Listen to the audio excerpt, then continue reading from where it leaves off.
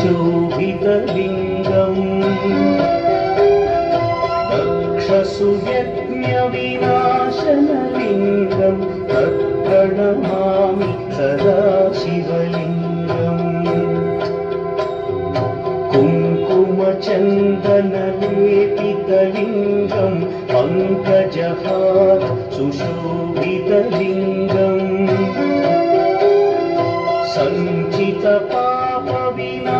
सञ्चितपापविनाशनलिङ्गं तत्प्रणमामि सदा शिवलिङ्गम्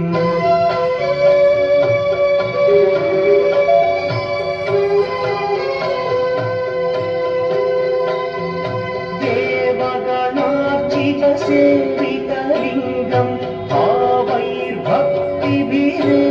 च लिङ्गं दिनकरकोटिप्रभाकरलिङ्गं तत्प्रारणलिङ्गम्